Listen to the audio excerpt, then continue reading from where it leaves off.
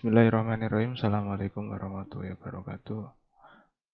Ini kuliah pertama untuk mata kuliah pengantar ke teknik sipilan dan manajemen kebencanaan. Topik yang akan kita bahas pertama adalah keragaman dalam dunia teknik sipil. Definisi dari teknik sipil sendiri ada beberapa ya. Beberapa orang mendefinisikan, tapi saya ambil dari Wikipedia yang cukup umum bahasanya. Di teknik sipil adalah salah satu cabang ilmu teknik yang mempelajari tentang bagaimana merancang, membangun, merenovasi. Jadi ada tiga hal ini: merancang, membangun, merenovasi. Tidak hanya gedung dan infrastruktur, ya, tidak hanya gedung dan infrastruktur, tetapi juga mencakup lingkungan untuk kemaslahatan hidup manusia.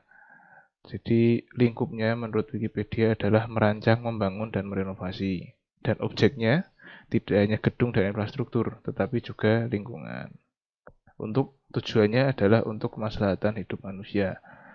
Teknik sipil ya, Dek. Kalau misalkan kita bahasa Inggris kan istilahnya adalah civilization ya. Sivil. Asalnya akar katanya adalah civil. Itu berasal dari civilization. Civilization kalau diterjemahkan artinya peradaban ya. Peradaban adalah apa ya? Level kehidupan manusia yang sudah beradab, yang sudah maslahat. Jadi tujuan teknik sipil adalah menuju ke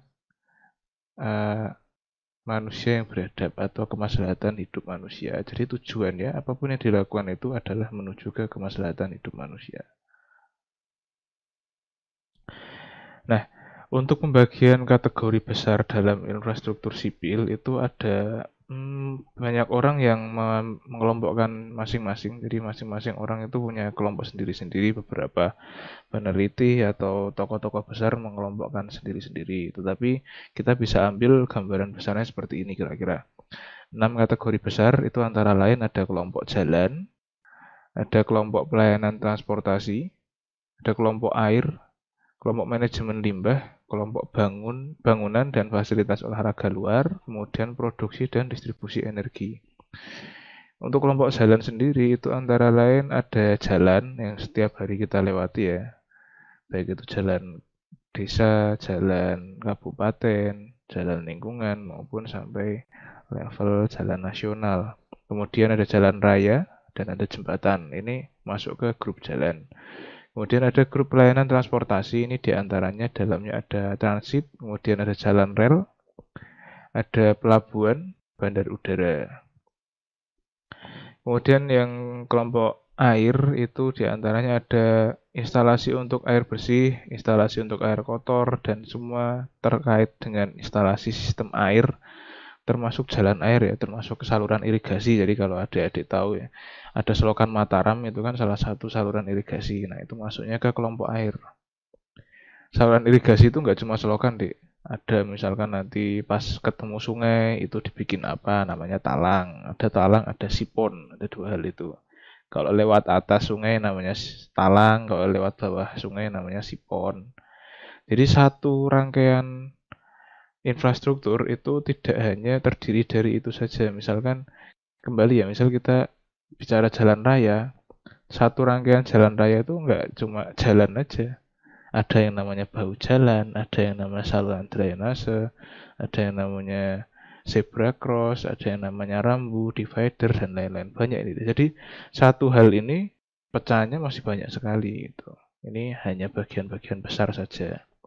Kemudian yang keempat ada kelompok manajemen limbah. Nah ini ada sistem instalasi cara penguraian limbah, baik itu limbah padat maupun limbah gas. Itu ada semua di sini.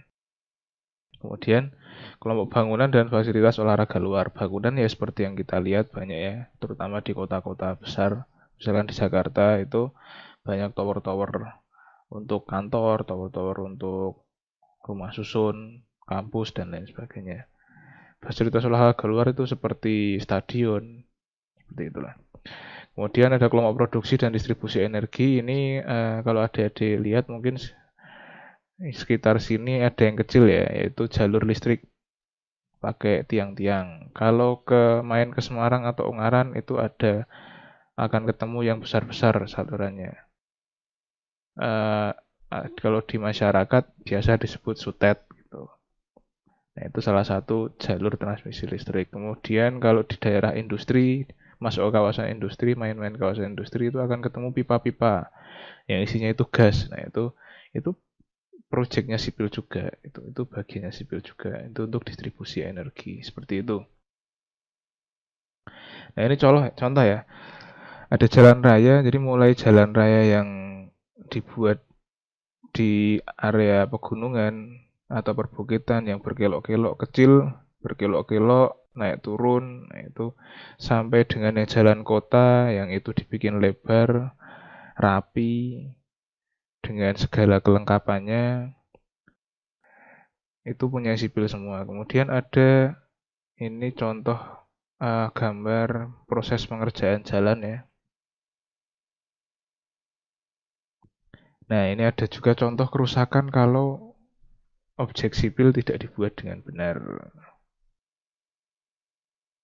Jalan berlubang misalkan, atau aspal mengelupas, seperti itu.